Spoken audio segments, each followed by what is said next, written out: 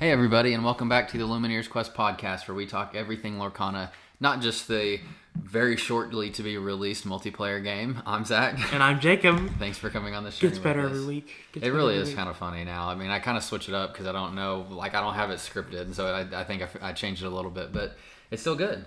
Okay, we have completed the first week of set championships, and so we're going to talk about it. We are going to talk about it. I'm excited to talk about it. We still have second weekend to come, but I think the takeaways and everything are pretty much going to be the same. Aside from one of us winning, I think that would obviously be a big news plot, but I don't think that's going to denote a whole nother episode. I mean, obviously if that happens, we'll talk about it briefly, but I think we have a good idea of how set championships played out, what our experiences were, how we did, tips and tricks. Well, I guess not tips and tricks because this is coming out the Monday after the last set championship, but we can kind of talk about some of that for people going to Atlanta maybe. Sure. So a little bit of some of the stuff we learned, just as overarching decisions and things. So this is an exciting one because this has been a long time coming. We have been, I think, diligently practicing, theorizing, deck building, playing, changing, new strategies, you name it. I think we've gone through all the stages, and so it's been a long ride. Yeah, you switched decks right before, I switched decks during the middle. I actually never switched decks. Or you're saying this chapter? Yeah, you decided to play tempo. I wouldn't say last minute, but it was definitely not like a conscious decision a month before. Yeah. So, Anyway, so that's what we're talking about today. We are getting into set championships. We are getting into all of our findings, everything that happened. So we'll go from there. With that said, as always, everyone, thanks for tuning in. Thanks for listening. If you're following us on the audio version on any of the major podcast networks, we also have a YouTube channel where we post all the video versions of our tier lists with the new set coming up in 3 weeks now. We will also be doing unboxings of all of the new set. You can also email the show at lorcanapod@gmail.com and follow along for live updates on all of our set championship stuff on our X account at lorcanapod on X/Twitter. And then lastly, with the new set coming up, I would be remiss to say if you are buying any singles or you're buying any singles to go to Atlanta to finish out your paper decks, please use our TCG Player affiliate link. It helps support the podcast more than you can believe. And for everybody that has done that, we really appreciate your contributions. So thank you all. Okay, so let's get into it. First section of the day, or first topic of the day, questions/comments from listeners. We don't have anything specific, but I think you know what story we have to tell. What specific one? I mean, we gotta...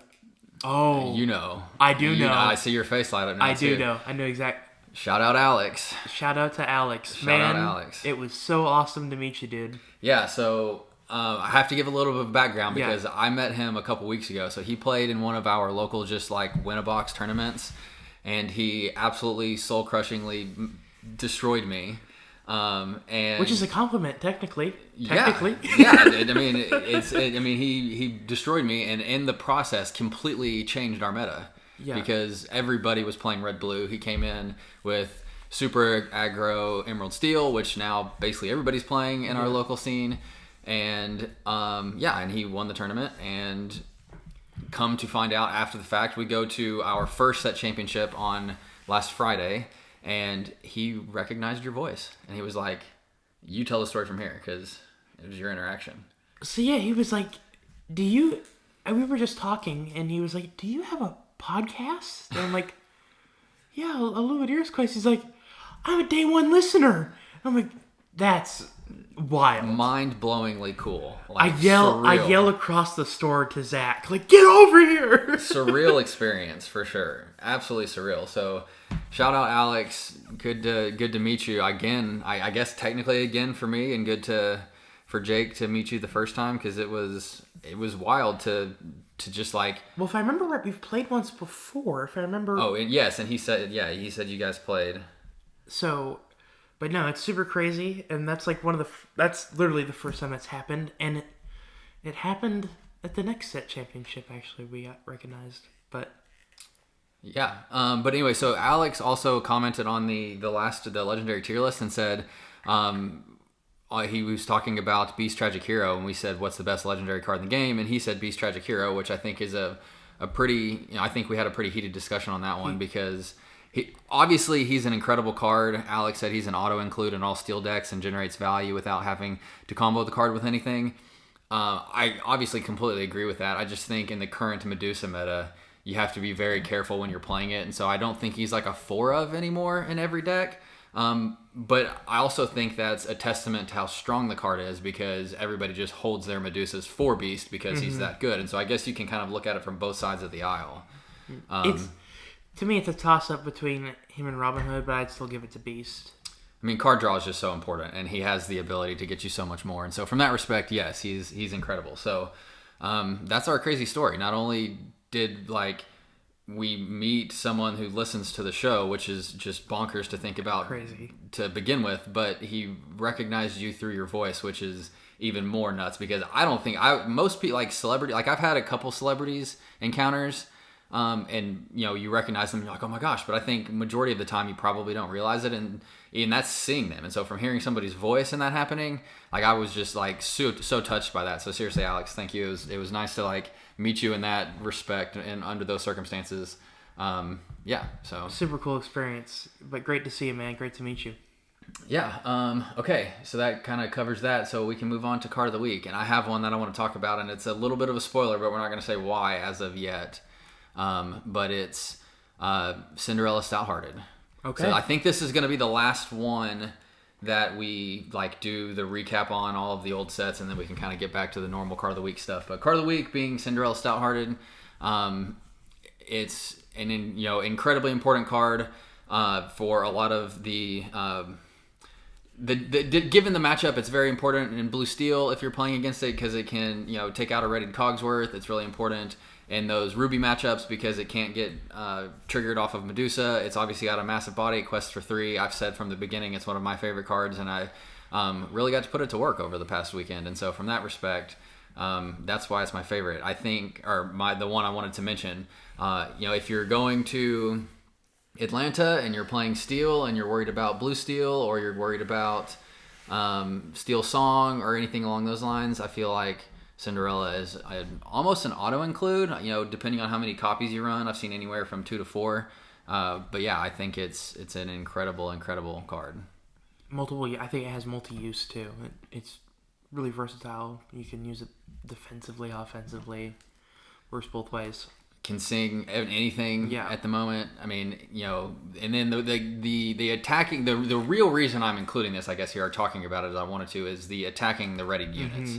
Attacking a ready play. There's so many passive, board blockers, if you will. Cogsworth, like I said, Prince John, Bucky.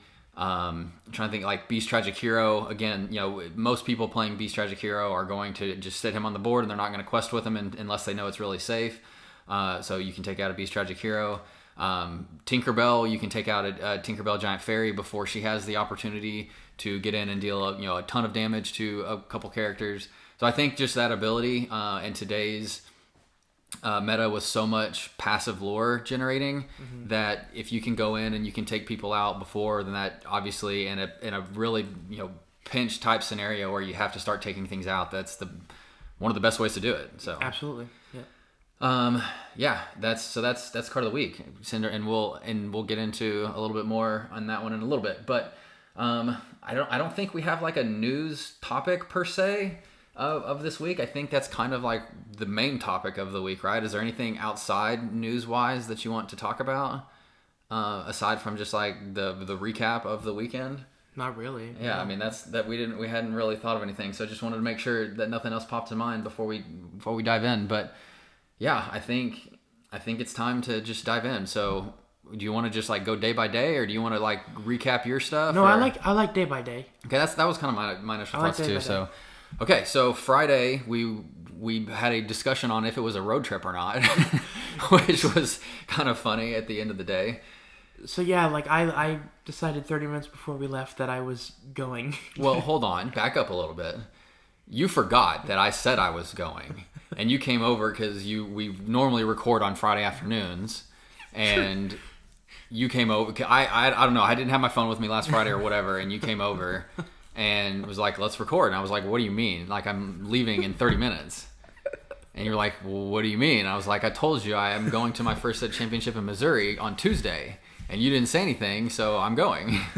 And then you were like, well, can I come too? And I was like, yeah, that's what I told you Tuesday. You just didn't say anything then. So, yeah, spur of the moment, you just stayed, and then we just hiked it to like an hour and a half away. I brought my decks and stuff, luckily, because we were going to record and usually play after we usually, record. especially these last couple weeks, we've practiced a ton getting ready for this. So I had all my stuff with me. Yeah, so we had everything, and we just hightailed it up to our first set championship about an hour and a half away. And honestly, I know we have some mixed feelings about it overall, but it was a really good experience. Honestly, the first set championship. Yeah, I think that was the best one for that we played in. Like, just experience, players. Yes. Yeah. Environment, everything. I think that one was fantastic. That one was fantastic. So I'll let you talk about your experience in that championship. Okay, yeah, I'll start. I took Blue Steel for the first one. I took Skylar Dunce. If anybody follows any of the streamers or online tournaments, I basically took his list. I made a few little modifications, but it was more or less his list on the Sapphire Steel, Cogsworth Resist Ramp deck. And I had a lot of success. I was on the bubble going into the final rounds to keep winning, to get into the top 8. Squeaked into the top 8, so super pumped about that. But unfortunately, I guess burned out and didn't go any further, so I didn't win a Stitch card. So it's a fantastic high to get to the top 8, which we'll get into a little bit more on some of this. I'm breezing over a lot of the actual matchups, but just the quick overview is top 8, lose to the number 1 seed, and then I'm done. Well, you competed with someone to get into the top 8. You had to beat someone. I wasn't going to just jump right to that. We're going to jump right into it. Okay, well, we can jump right into that to begin with. So, going into the final round, so there were 6, there were 40 players-ish, something 42, I believe. Okay, so, this was by far the biggest one, too, that we've done. So, 42, whatever the number was, I know it was hovered around 40. We were in 11th and 12th going into the final round, and so being that close together, what does that mean? It means we faced each other. That means that we got paired up going into the final round, or in the final round. So round 6 of Swiss, Jake and I unfortunately had I don't even know how to put it, the displeasure, the terrible matchup. It was awful. We both were oh gosh. We looked at we had the Melee Open, where they were announcing the matchups. And we both saw each other in the table, and we were like, all right, let's go get this over with. It was awful. Yeah. Again, I guess it's not a spoiler alert because I said I made it to the top 8 after that win. But, yeah, it didn't feel like a win. There are a lot of friends that are in these groups that we're playing around as well, and beating your friends, especially in those type of... if it was a round 1 win/loss, that still stings, but this scenario really, really sucked. And I think it would have worked out to where even if I won, I still would have made top 8. I think it was all tiebreakers. I ended up 4-2, after those 6 rounds, and I was the only 4-2 that made it in. The only 2 losses, both of them made top 8. And then of my 4 wins, I think 2 of them were in top 8 as well. So I just played the best players the entire day, and so that's why I ended up in there. Mm-hmm. So I guess from that respect, I got lucky that I was playing the best, because otherwise I probably wouldn't have made it in there either. But yes, to your point, I don't know. There's obviously a chance that you would have. I think I probably would have been 9. I think. Yeah, you would have been 8, 9, 10, one of those 3 places. So, but anyways, yeah, we played each other. It wasn't fun, but it was a long car drive home. Well, so we've talked about it, I think, but you've played your Amethyst Emerald tempo deck. Yeah, so I made, going back and forth, I was thinking Ruby Sapphire was the popsicle, was what I was deciphering between, if I went that or tempo, was what I was deciding between. And I ended up going with my gut, what I'm most comfortable with, which is what we said on the podcast. Way to do it. And I'm glad I did, because that one, even though I didn't do the absolute best, I went 3-3. That's still, I mean, you were still like top 15 out of 40. Like, again, I know it stings. No, I understand. But that's still really, really good. But it made me comfortable. It's like, okay, I can handle myself with this. You can hang. Like, you definitely know what you're doing. I mean, it was very nerve-wracking. I think we can both agree that, like, our nerves were on edge going into that. High. Because high. We've played a bunch. Like, I've played in a couple like actual tournaments and not just league. And so, a little bit higher stakes, a little bit more serious vibes, but nothing to this extent. And so the atmosphere was just, getting the best of my nerves, I guess. Yeah, for sure. Yeah, I mean, we both did really well. We didn't, obviously meet the goals of getting the stitches.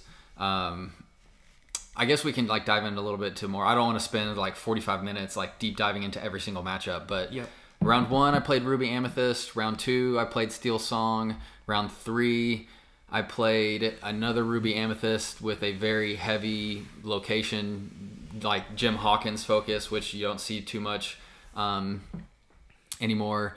Round 4, so that was 1, 2, 3. Round 4 I played. I don't even remember what I played round 4. I don't remember most of my matches, so I know I didn't play a green deck because that's what I wanted the whole time. I think it was a mirror. I think I played another blue steel. Round 5 was Mufasa, and round 6 was you on the tempo. And so that's kind of like the overview. And I guess like the overview, just like kind of the overarching thoughts of my games and how the deck played and everything. When it hit, and I did fantastic. And when it didn't, and I burnt out. And what I mean by that is the consistency is just not what I would have expected. The lines early on in the game are so tight for blue steel that you have to hit. Turn 1, depending, again, it's a little bit matchup dependent, but depending on the matchup, turn 1, you're looking for Popsicle probably. Turn 2, you're looking for like a smear or a hook or another Popsicle to keep the hand going. Turn 3, you ideally want Fishbone. If not Fishbone, you want Mickey Mouse. Detective to then ink 1, so that turn 5 you can play or turn 4 you can play Cogsworth. And so it's a very like tight, like you're looking for very specific things and very specific turns every time. And when I found those things, it went extremely well. And on the matchups I lost, it just did not find it. On the first match I lost, I mulliganed, and I did not have anything under 5 to cost. I had 2 Cogsworths, 2 Gaston intellectual powerhouses, and so I just couldn't do anything. Like there was just no coming back from that. And so there was a little disappointing just because I don't feel like I made any real mistakes. Same thing in the top 8 matchup. I didn't get any ramp game 1, and so I just couldn't get off the ground. And game 2, I just didn't get any draw. And so again, like I felt like there was no mistakes I made. I felt like the cards just kind of stabbed me in the back a little bit, if you will. And so I felt good about it because, again, the games where I got what I wanted, I won. The games where I didn't, I didn't. And so I kind of ended the night, felt great, performed well, felt good, moving on to the next day. And then we had an hour and a half drive home. at like 11:30 at night. It started at 4 p.m. on Friday. And then, 6 rounds of Swiss plus the top 8 match. It was a long day. And we got, I think I got to bed at 1:30 a.m. It was crazy. So, okay, so I'll shut up now and let you take the floor a little bit. Just talk about how you, your overall thoughts of your day and your play and your matchups. And I don't have to get into any specifics again, obviously, but just the overall thoughts on how everything matched up. And so what I'm about to talk about here goes into also how I feel about Sunday as well. Is I feel like with my deck, like I've in multiple spots in my losing matches, I had someone and they top deck exactly what they need, and that's rough. Top decking has been absolutely crucial in this tournament from what I've seen from just myself, my opponents, friends, their opponents, matches I've watched. Top decking has just been crucial for some people, then absolutely detrimental to other people. Like it's been. Yeah. I mean, I think I talked about that last week or the week before where, I said, and I talked to R&B on the episode, and he was talking about, how and when to use a whole new world. And he said, there are times where you just have to be okay with your top decks and assume that you're going to get better cards. And so, yes, I think there are a lot of ways or a lot of situations where it's okay to be in a resource scarce game if both of you are in that position. But yeah, so go ahead. So I played a let's see, I played a Ruby Amethyst. I played a aggro mid-range Steel Amethyst. I played a Mufasa with Pride Lands. Yep. Mufasa or Steel Song? Steel Song, you're correct. I played another Ruby Amethyst, and I lost that match. And then I played a Mufasa that beat me, and then I played you that beat me. Well, there were a lot more Mufasas, I think, than we had anticipated. Mufasa, if at least for our local meta, took over, I think. How many? I think there were 3 Mufasas Friday that made top 8. I think there were 3. I know there were 2 for sure. I'm pretty sure there were 3. So it's just crazy to think. Like I said going into, Mufasa is one of the decks that scares me. And sure enough, I went up against one as well and lost. There were 3 in the top 8, and so it's very clear that Mufasa was not near as much of a dark horse as I thought it might be, but very much up front and center of the matchups and the meta. So, which I don't know if that's just our local meta or if that we're seeing widespread. I know I've seen some posts online about people winning with Mufasa, and so I know it's not just us, but I think I would be fairly certain that we're much more Mufasa heavy than most people. There were a lot. And there were a lot Sunday as well. So, I mean, I think that covers most of Friday, though. Yeah, I mean, I finished out 7th, I think, at the end of the day. You finished out, I think, like I said, 14th or 15th at the end of the day. So yeah, I would say overall successful. Obviously, it stung being so close, but not getting across the finish line. But is what it is, and it was only the first try, and so it wasn't the end of the day. We talked a lot on the way home about what could have gone differently or things like that, and so. I had another one Saturday. You weren't able to, and so I went on to the next one locally, very locally, like literally, I think 4 minutes from my house on Saturday. And this one can go very quickly because I burned out fast. I started off 1 and 2, and again, how many rounds were there? Main rounds? They were 6. It was another, I think, 37 people. And I burned out fast. The first game was against Steel Song, and I don't think I made any mistakes. I just, from what I remember, I tried to just shove this one from my memory because it was such a bad couple rounds. But I played Steel Song. I lost them. I know I went 0-2. I had, from my memory, it was just no draw. I'm pretty sure on one game there was no Hiram. On the second game, there was no a whole new world to actually reset the game and keep ramping, and so I could never get into the actual real ramp of the game to put the pressure on. I also remember talking about Cinderella Stouthearted. My opponent did get a Cinderella Stouthearted down, so having the Cogsworth didn't even really matter because it just got taken out, and then I couldn't ramp, and so then it was pretty much over from there. Again, I don't feel like I made any misplays in this match. I think the cards just weren't there. Talking about top decks, I got into the mode where I had to top deck and didn't have any real card draw to take advantage of, and so it unfortunately just didn't work out for me. But that will become the last day you played Steel Sapphire. Spoiler alert. Round 2. Just saying. Round 2, I played another Steel Song. I got the best of that opponent, luckily. I had pretty good draws on that one. Those were 2 really close games, and they definitely had me racing because I had to come from behind pretty significantly on both of them, but I was able to kind of close the deal and seal it with Gaston and Dime in Game 2 and take it over from there. Game 3, I went against Emerald Steel Discard, and Game 1, again, just no draw whatsoever. You name it, didn't get it. Against Emerald Steel Discard, you can't do that. I found a whole new world on my last turn, and that doesn't really do you anything. You kind of need it before your last turn to get any real value out of it. So that one was over. Game 2, I had no way to take out his Ursula Deceiver of All, and so he just double sudden chilled me, and it was game over after that. And so, yeah, I did misplay a little bit because I used my fishbone on that last turn before he Ursula Deceivered me. And so I could have kept 3 cards in my hand instead of 2 and then completely gone into top deck mode. Do I think it would have made a difference? Probably not. I mean, again, I would have had 1 card in hand. He had a board of 3. I had a board of 1, I think, at the time. So it didn't matter. Like it was pretty much over.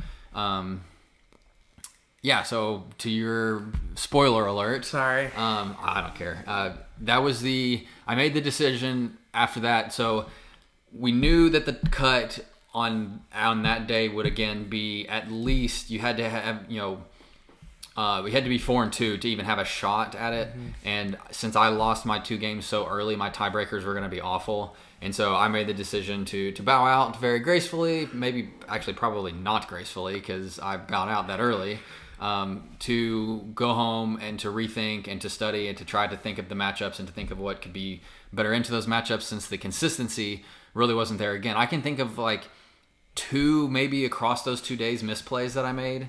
And not having, made like the right play or putting myself in a bad position. Again, I think in general it was the cards. I hate kind of playing it up to that. But again, sometimes that's the problem. Sometimes it's not as consistent as you want. And if that's the case, and if it doesn't have the consistency you need, then you just have a bad deck, I suppose. So yeah, I made the decision. After that, I came home and I pulled back out my Lantern Steel Song deck and I went to town. Strategizing, theorizing, and getting ready for tomorrow because I made the decision that was what I was going to play. So, yeah, I mean, again, Saturday's really quick. I mean, I think that was like a 2-minute discussion because it sucked. I did terrible. I will say, shout out Michael. He was on the bubble on Saturday of making top cut. And this was the first tournament that Michael was part of, was Saturday. And he played the Friday night's winner in round 1 and took him to the last turn and almost had him. So really, really good showing out of Michael. Unfortunately, he couldn't get across the finish line to the top cut. But, it was a really competitive day there too. So take us to Sunday, which is, I think, important to start with that like this is the league we play at. Like this is the normal set or store that we play at every Tuesday. So yes, that's where we're going. This was the one out of any of them I said we needed to win. Like, because it felt, I know it sounds nerdy, sounds weird, but like this was our store, Yeah. Like, so it was us, it was me, you, Michael, my brother, that were really like, one of us needs to go home with this stage. And another one of our crew that's like come on board now, yes, Seth. Seth, who's also part of the inner circle at this point. Absolutely. And yeah, we were all like, we have to take this home. And not only that, I'll be honest, like one of the best players locally, and I think who a quite good chunk of people locally would consider the best player locally, was, funny enough, at Disney World last weekend. And so he was not at any of those tournaments. And he will be this weekend, tomorrow, we're recording this on Friday, we'll be at the tournaments this weekend. And so, you got to take advantage when you can. And that's a window of opportunity that you don't always get. And so that was also on our minds. But I will start off by saying Seth ordered 2 Lucky Dimes from TCG Player and couldn't get them in time, and so he asked me to borrow mine since I was switching off of the Lucky Dime deck. And as much as I didn't want to give them to him because he was playing my hard counter, I of course was happy to give them to him and just pray that I didn't run into him in any of the Swiss rounds because I knew it would be a really bad matchup. That being said, we can go ahead and get into it. Round 1, I went up against not Seth, but another red dime deck. So another Sapphire Ruby control deck. And I was really, really demoralized at that point because there was not much I could do. I played it well and I took him to the last turn both games. But Steel Song just does not have a good matchup against Ruby Sapphire. So it is what it is. Sometimes you play into the matchups. I think there were 3 Ruby Sapphire decks out of the 20, I think it was like 29 people.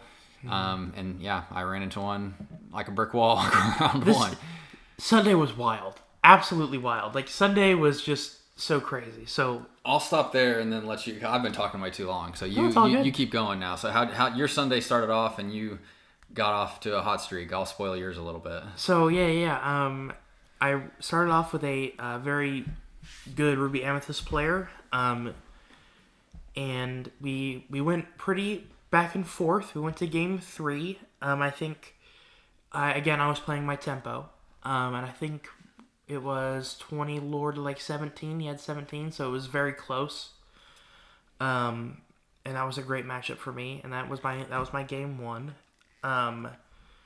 Quickly, this one again, we said like 29 players or something, so this was right under the 6-round threshold. So Sunday was a 5-round Swiss. Sure. Because we didn't hit that 32 player threshold that we needed to get to 6, which honestly I was kind of excited about because we started at 1. Another 6 rounds puts you to 7 or 8, and then if you go after that, then that puts you to like 10, 11. I didn't really want to have that late of a night again going into the weekday, but anyways, yes, I just want to make sure we're clear on that. Absolutely. So keep going.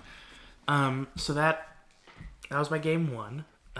Game 2, I played it's probably like the best matchup for me of the day in terms of how even we both were. I played Emerald Steel, so Ursula, but with steel, and that was probably, I think, each of our games, the loser had 19 lore.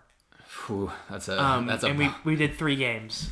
Dang. So I don't think you told me that until just now. Like that's nuts. No, that's it was crazy. It was by far like. Were there goats involved, or was it just like no goats were involved to get it over the finish line? So I won, I believe, the first game by goat. Okay. In which I will say none of these. I don't know if we've talked about dice roll yet. No, we haven't. We probably should. We probably should. So I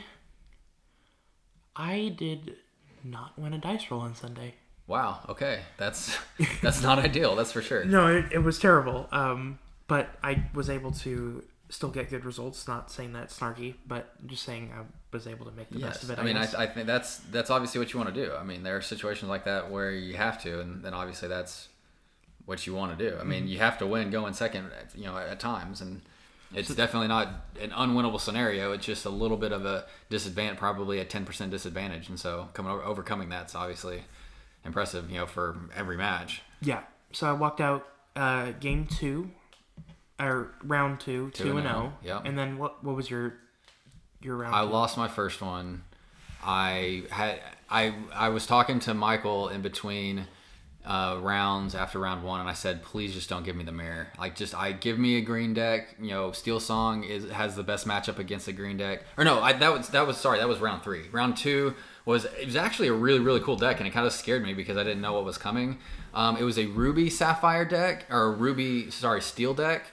But it wasn't like the Pirates aggro locations, John Silver. It was like more of a challenger, Shere Khan, Queen of Hearts kind of hybrid that you saw from last set. But yeah, a lot of these matchups are like knowing what your opponent wants to do, and I had no idea because I'd never seen anything like it before. And so I had enough removal to keep the clock going, or to keep myself in the lead. And I think. I can't remember if that was. I think it was 2 games. It could have gone to 3. I don't remember that one. I think it was 2 games though. So yeah, I was 1-1 after my first 2. All right. So I was 2-0. You want me to switch over to my game 3? Going. Okay. I was like worried because I was like, okay, those first 2 games, they were still really good matches, but I'm worried like going against someone else that is 2-0 had me worried. And on Friday, I had got crushed by a Mufasa deck because, quite honestly, I could just draw what I wanted to when I needed to. I couldn't go fast nearly enough as I needed to against a Mufasa. Yeah. And I get matched up against a Mufasa that's also 2-0. And I was lucky enough to draw exactly what I needed. I drew super fast, played super fast, and everything went super well for me on those. 2-0 or? So I got crushed game 1. I lost a draw, got crushed game 1, and then won pretty handedly. I'd say 2 and 3. Solid. That's always fun winning 2 and 3 like that too. Sure. Which actually is how my round 3 went as well. So I kind of already spoiled this one, but I went into the mirror. And so it was in between round 2 and 3 where I was like, please just don't give me the mirror. Like, I just give me a green deck.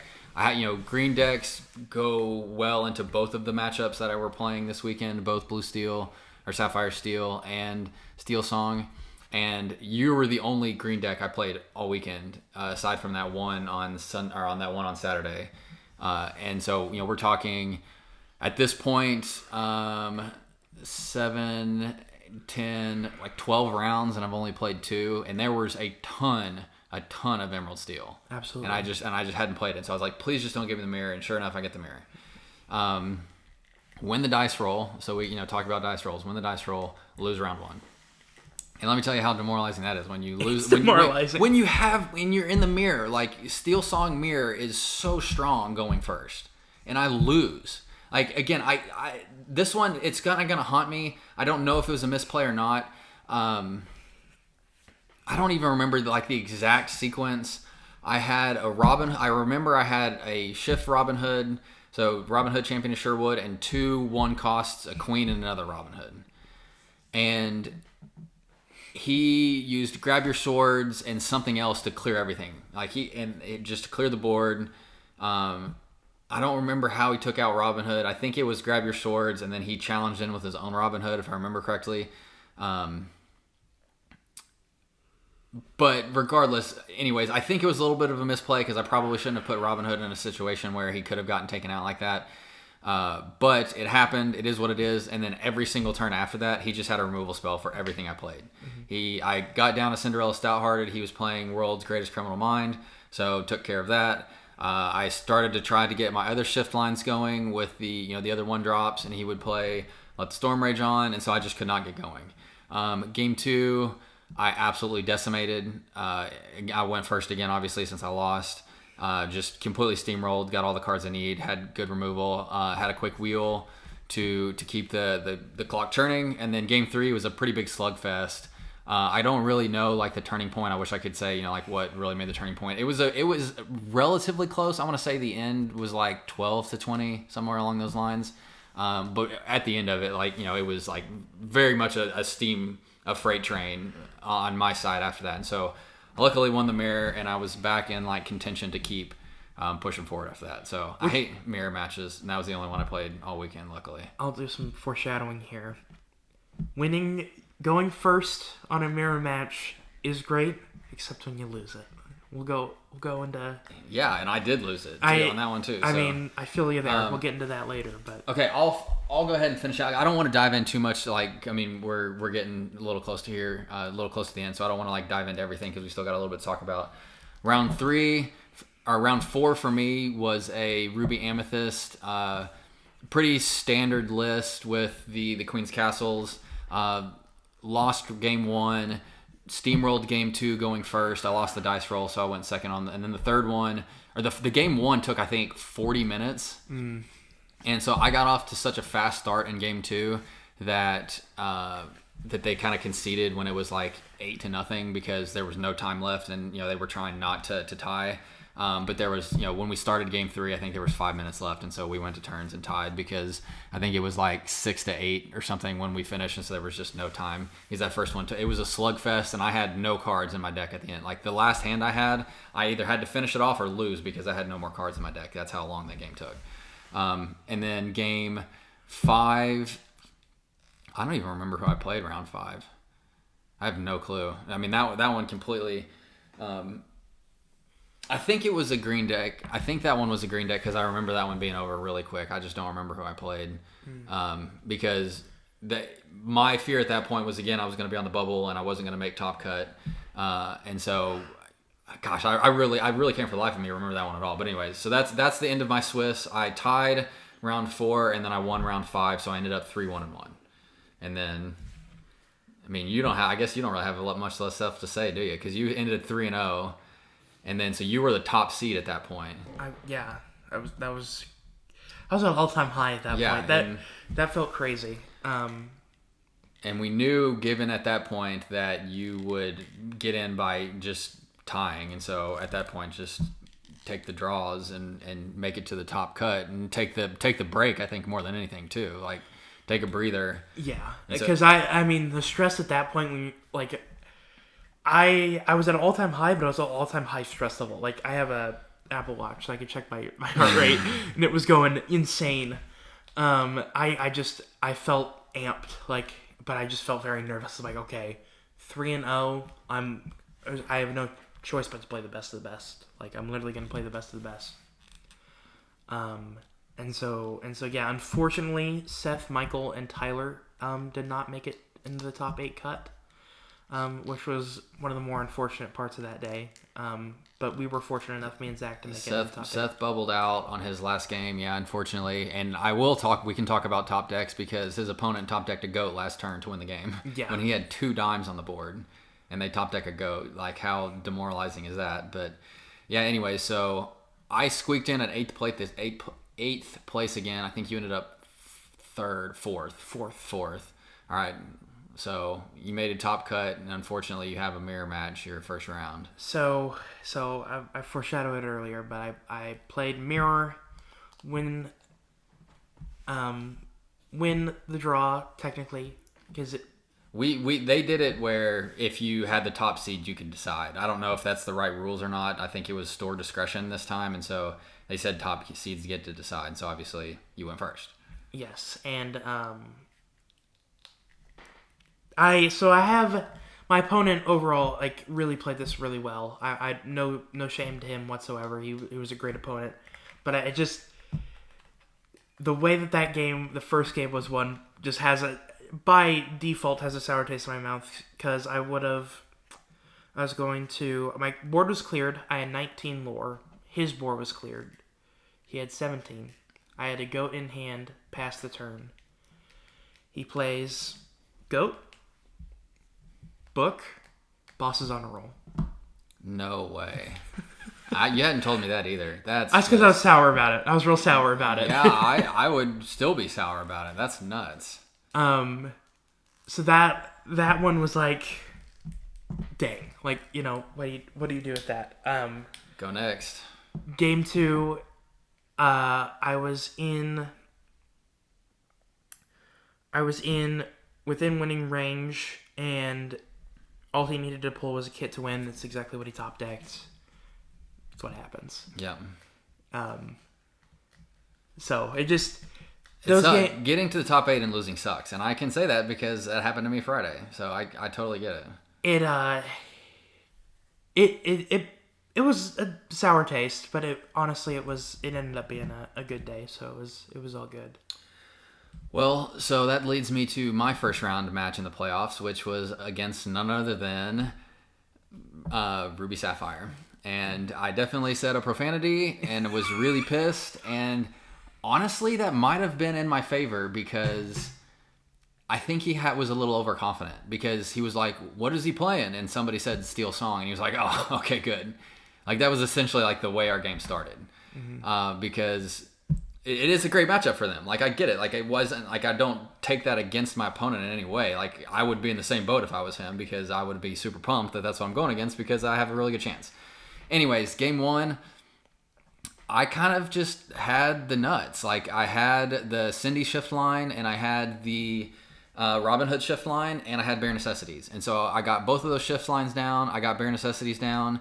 And then I took away his Be Prepared. And in his hand, he had Dime Gaston and something else uninkable, another like higher cost uninkable, like a Hades or something, and he only had 4 ink at the time, so I knew I was free for at least 2 turns if he couldn't ink, and I'm pretty sure the next turn he couldn't ink, and so I just was off to the races, and it really wasn't close because I was able to take the Be Prepared out. He did finally get the Hades down onto my Cinderella, but I had shifted it like I said, and so I got 2 more ink, and from there I had enough resources to just close it out because he had a really bad hand. Game 2, the exact opposite. It was a Ruby Sapphire thing, and he just destroyed me, and it is what it is, and sometimes it happens in those matchups. Game 3, however, it was an absolute slugfest, and I was just off to the races again. I think, in those matchups, you have to just go. I whole new worlded his first Be Prepared. I ripped his second Be Prepared, and I had another Bare Necessities, but on the Bare Necessities, or the second Be Prepared that I took away out of his hand, I saw in his hand again, he had 3 cards. It was a Maui, something else, and something else. And then like 2 of the next 4 turns, he top decked Be Prepared. So not the next turn, but the turn after that, he top decked Be Prepared and cleared my board, and I had probably 6 cards on board and was like off to the races. That would probably have won in a turn or 2. I had enough card draw where I still had 4 or 5 characters with 3 of them down and probably half of his deck left. I flooded the board again, and turn after next, he did it again. And so at that point, I'm like demoralized because that just really, really sucks on him top decking those so close back to back. But I was at 17 lore, so I was like on the cusp. I kept knocking on the door. I kept getting closer. And then on my last turn, I had 1 card in hand. I had a Robin Hood, and I played that, and then I top decked again. I top decked into the Queen Shift for 2 lore. And so I don't really know what the right play here was because I was at 17, so I could have just paused and like tried to not get everything removed, and then tried to quest out all in one turn, or I could have quested, had the Robin Hood taken out, and then had the Queen either like Tremained or Dragonfired or Maleficent Monstrous Dragon or whatever. My thought process was just quest with Robin Hood. If they're going to remove the Queen, regardless through Maleficent or whatever, then it's going to happen and it's game over at that point anyway. So I quest with Robin Hood. He's got Maleficent, Grammatala, Hiram on board, and I think Tamatoa even. So like his board is like he's 1 turn away. Like he wins in the next turn. I don't want to like make a big deal about it, but I have to be honest, he definitely misplayed it. He quested with both the dragon and Tamatoa. Or no, he didn't have a Tamatoa on board. It was just the 3. It was Dragon, Grammatala, and Hiram. And he quested with Grammatala and the dragon right off the rip to like get on that knocking, on the front door knocking to win. And then started doing the things with Hiram and the fishbone and develop your brain and everything to like dig for something to remove all these cards. But by the time he had no more ink, and he did finally get to a let it go, but he couldn't do anything with it because he had no more ink and he had already quested with the dragon. And so I got incredibly lucky and I won. Which, in that matchup, I was elated because I just felt like it was, going into it, I was like, again, I pushed really hard. I came back from a loss in the first round to get here, and then I have to go up against this monster deck, and I somehow pulled it out. I mean, and we were pumped after that. Everyone, our whole group. Because at this point, we have our own, we have our own, of our game store, we have a group, basically. Yeah, there's 6 of us that are always there, and then Seth comes when he can. And so, yeah, it was basically the group. So you are literally our boy at that point. And I don't want to take another 45 minutes, digesting everyone, but that one just needed some, digesting because it was such an incredible matchup, and I've had a couple people ask me since then because I posted online that I beat that matchup, and so many people have said, how did you do that? What was the strategy or whatever? And to be honest, a little bit was luck on him misplaying towards the end. A little bit of it was luck in the first game on him having a bad hand and me getting the bare necessities at the right time. But yeah, so that one, round 2 of the playoffs. So top 4 now. I'm guaranteed a card. I'm going up against your opponent, who was the Mirror. So another Emerald Amethyst deck, which I felt very good about because that's right up Steel Song's wheelhouse. Lose game 1 on the draw, win games 2 and 3 pretty handily, and so I felt really great about that going into the finals. Again, it's a really good matchup for Steel Song. He played it fantastic. Again, he got a game off of me, which I would have hoped not had happened, but it did. Go into the finals and against Mufasa, who had won the previous night. On Saturday that I flamed out of, and I took the game. So I ended up winning our store's championship, which was just mind-blowing. Home field advantage, man. I don't know. I mean, I'll take it. I'll take the home field advantage on the Ruby Sapphire deck. But yeah, somehow I ended up pulling it out. Again, talking about top decks, on that Mufasa game, I had 2 Whole New Worlds in my opening hand, and I had 2 Whole New Worlds in the hand after I came off of the 7 cards. I think I only got 1 initially, but I drew the second one really fast. And so in the top 20 cards, I had 4 Whole New Worlds. The first one was very risky to do to begin with. The second one is a no-brainer that you can't do. Mm-hmm. And so I basically had to top deck it from there. And I somehow did. He played his Chernobog because I wholly worlded away a bunch of characters and I banished a couple since then. I top decked into a what am I trying to say? The Along Came Zeus, and I had just a small queen on board to finish him off because he had done 2 damage to something initially, and so that was 2 plus 7 gets him to 9, and so I took off the Chernobog on the first turn, which most likely wouldn't happen in most occasions. And then after that, I think I top decked Cinderella Stouthearted, Tinkerbell Giant Fairy, Cinderella Stouthearted. So that just gives you an idea of like what I was able to keep doing. And so yes, again, Cinderella Stouthearted, that won me the match because in game 3, I top decked those and when I needed, and she was able to challenge into the rated characters to keep the board clear until I could get enough other resources going to just hit the ground running. I guess the only thing worth noting is I did have to play Mufasa Roulette in game 2 and definitely lost because he got the Tremaine off the top, and that's really tough to come back from. But yeah, I somehow pulled it out after losing the first game, and it is what it is, and it still feels surreal, but I have a championship playmat and a Stitch card, so now we just got to get you one this upcoming weekend. And you got knighted. I think even more important, yes, I thought it was funny, but I'm not all for the showmanship. One of the guys was like bringing crowns and like a sword. Your opponent in the finals knighted you. Yes.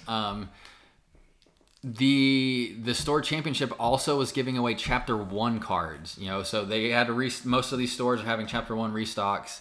They restocked the chapter 1 cards, and the cards that they gave to the top 8 were chapter 1 cards. Which is honestly like so generous. Insane. Like fantastic. It's insane. And so I won a chapter 1 box too, which is nuts because I've wanted to restock those. So I've got a bunch of chapter 1 cards now that I think over the next couple years we're just gonna at random times we're just gonna go live on YouTube and we're just gonna rip a chapter 1 box.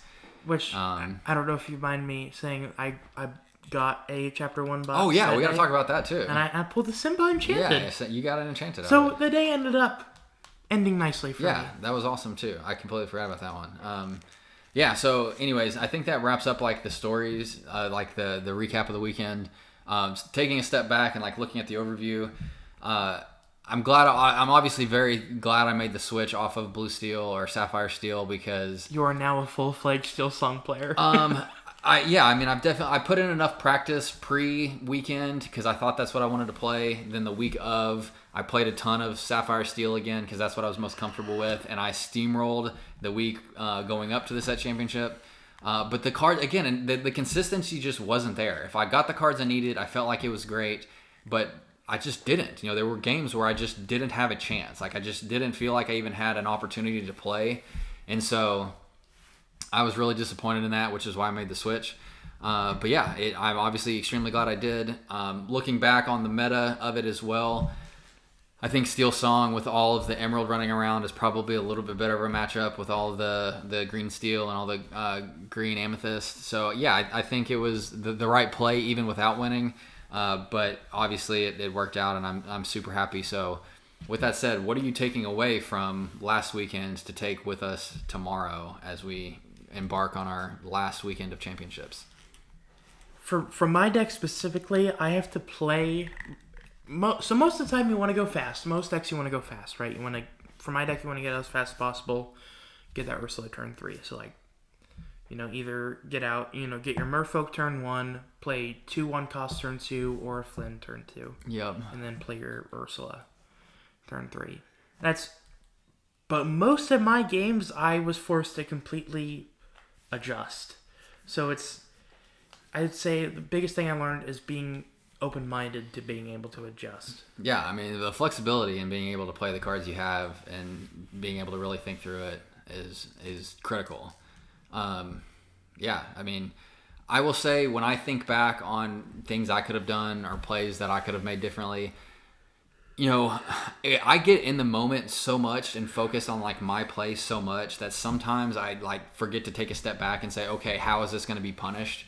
And we've talked about that 100 times. And I think I've even talked about like getting in that like tunnel vision of like the turn and not thinking of like down the line on how I could potentially be punished. And there were times where I could have potentially, bit me in the butt and not potentially had the same outcome. So I'm like trying so hard to stay in the mindset on like continue to think a couple turns ahead. The big turns, like going into Be Prepared turns or going into Maui turns or going into Cogsworth turns if you're playing Sapphire Steel, or A Whole New World turns, things like that. Like I'm usually pretty cognizant of those, but in general, when you're thinking like outside the box on just like in general, like how can I get punished, I don't feel like I do a good enough job like thinking through all the different potential risks. And so if I can just again do a good job of like taking a step back and like really understanding the potentials of what my opponent wants to do, then I think I'll could even maybe not have lost that first match. I don't know. Probably less likely, but anyways, yeah, that's my biggest takeaway is continue to just like play the game and understand your opponents, because understanding what your opponents are trying to do is going to really save you in the long run. Absolutely. And just so you guys know, I know you guys are wondering, yes, Zach is obligated if we face each other in top 8 tomorrow to forfeit the match. Top 4, maybe. No, we discussed this. I think that was if I had a play set. That was definitely not if I have one win. Let's just really not try to play each other tomorrow. Let's really try not to. I guess I did forget to mention my last round to get into the playoffs on Sunday was against another one of our good friends that plays around here a bunch, who was playing Blue Steel, and I was just able to kind of steamroll him with the Cinderella as well. He just couldn't get it. He just couldn't get off the board. Was that the final match you were trying to remember? No, that was I was thinking Saturday, not Friday, or not Sunday. But anyways, yeah, it's playing your friends is not something I want to do. I would love to avoid you and Michael tomorrow, and Seth for that matter, because I do not want to play Ruby Sapphire. So just avoid friends at all costs. Mm-hmm. But yeah, that was the weekend. It was I hit the goal, I got the mat and the card, which was the initial goal. Now if anything else that I can potentially win will be cake, and we gotta help you get yours. I gotta bring it home for the podcast. I have to bring a Stitch card at least. You got it. I want one for you so bad. I really do. We'll make it happen. I think this next one I think is going to be pretty similar crew. I think right now it's the smallest one we've seen. I think there's only like 16, 17 signed up. So it's a pretty tight knit group of players. But I'm assuming that top player we've been waiting for will be there. He is coming back. Yes, he is back, and he's either playing, from my understanding, Emerald Steel or Mufasa. So fantastic. Just gotta dodge the Ruby Sapphire, and you gotta dodge the Steel Song, and we'll be hopefully in the finals together. Let's make it happen, brother. That's the plan. Let's okay. So I think as always, if you are listening on Spotify, then there's the comment section. The comments for this one or the question, I guess, for this one is going to be how your set championships went, or how you did in your set championships. I'd love to hear all the listeners that got their Stitch cards as well. So if you are listening on Spotify and you want to go answer the question, please do drop the comment below, and we're going to look through all those and read through all those, because we love to see everybody else's success as well. So I think that covers it for this week. No, thank y'all. But thank you all for the support, because honestly, like, this weekend was so surreal. Like, it was like, this is the tournaments that we've been waiting for. This is the tournaments we've been building up for. This is why we've been playing constantly. This is why we've been continued to play our best, was for this. And it's just been awesome to have you guys along for the ride. Yeah, and I guess the last comment I'll make before we jump off is that's obvious. I mean, obviously, second everything that Jake has said. Don't get discouraged. If you didn't do well in your set championships, don't get discouraged. It was after Saturday, it was really hard for me not to be discouraged. Honestly, the biggest thing that helped me is all of these like top players that I've talked about, like DeCandio and Steadfast and R&B and Zepha and all and Zach Bivens, like all these big content creators that have a decent following that are very, very good at the game. I think like half of them don't have a card yet. I think Bivens finally got one. I'm like very, very confident that DeCandio doesn't. And so it's shocking how diverse the meta is, how hard it can be to win these, because it is very, very matchup dependent in a lot of regards. And so if you didn't have the success that you necessarily wanted this first weekend, if you are going, I mean, again, I know this is coming out after, but in general, if you're going to Atlanta for future set championships, try to stay positive. Again, all these top players are missing out on some of their stitches as well. And so it's a very, very competitive scene, very competitive groups. Keep your head up and get them next time. You guys got this, man. Hopefully those results come through. Yep. All right. With that one, we will bid you adieu. Thanks everyone for listening and for all the support as always, and we'll catch you next time. See you guys. Bye.